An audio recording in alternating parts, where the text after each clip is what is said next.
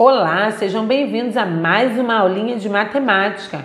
Estaremos utilizando o módulo 2 das páginas 175 a 180 para fazer mais atividades, fixando o conteúdo dado.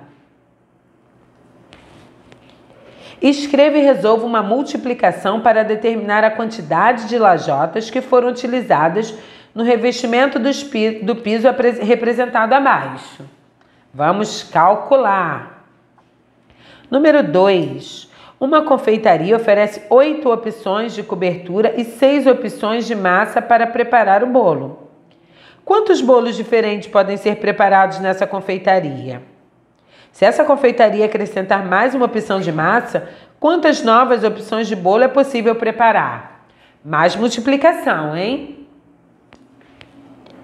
O número foi multiplicado por 10. O resultado dessa multiplicação é um número ímpar ou par. Pinte o quadrinho correspondente. E depois diga como você chegou a essa conclusão.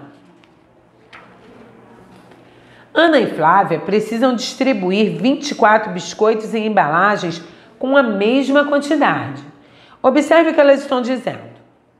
Vamos usar 5 embalagens para embalar os biscoitos. Acho melhor usarmos 6 embalagens. Quantos biscoitos vão sobrar sem embalar se forem usadas 5 embalagens e 6 embalagens? Para que não sobre biscoito sem embalar, qual das duas meninas deu a sugestão adequada? Agora, escreva por extenso os números representados em cada ábaco.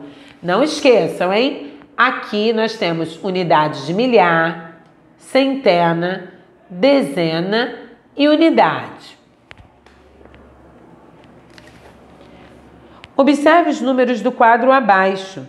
Agora escreva-os em ordem crescente. Ordem crescente é quando está crescendo, do menor para o maior. Utilizando 4 dos algarismos 1, 3, 4, 5, 6 e 9, sem repetição, escreva um número que seja o maior possível, o menor possível, maior do que 2.000 e menor que 5.000. Escreva V para as frases verdadeiras e F para as falsas. Depois que você souber quem é verdadeiro e quem é falso nesse exercício, você vai corrigir apenas as afirmações falsas, tornando-as verdadeiras. O gráfico abaixo contém informações sobre a temperatura aproximada de derretimento de alguns elementos em graus Celsius. Essa temperatura corresponde à passagem do estado sólido para o estado líquido de cada um deles. Observe aqui a temperatura aproximada desse derretimento: alumínio, sódio, prata, estanho, chumbo e cálcio. E agora você vai responder. Qual elemento do gráfico possui a maior temperatura de derretimento? Qual foi a menor temperatura de derretimento apresentada? Escreva o nome dos elementos cujas temperaturas de derretimento estão entre 200 graus Celsius e 600 graus Celsius. Se os elementos alumínio e cálcio estiverem em um mesmo ambiente, qual deve ser a temperatura mínima necessária para que ambos estejam no estado líquido? Número 10. Os alunos foram convidados para o recital de violão organizado no pátio de certa escola. Observe ao lado o convite. Recital de violão, dia 10 de dezembro, às 10 horas e 30 minutos. Consulte um calendário do ano atual e escreva em que dia da semana será realizado esse recital. Letra B. Marque com X o relógio que apresenta o horário de início do recital. Número 11. Rodrigo trabalha em um restaurante. Às 18 horas e 40 minutos, ele colocou alguns alimentos para assar. Observe o tempo necessário para assar cada um desses alimentos. O frango, 1 hora, a torta, 45 minutos e a pizza, 25 minutos. De acordo com o horário indicado em cada forno, A que horas cada alimento estará assado?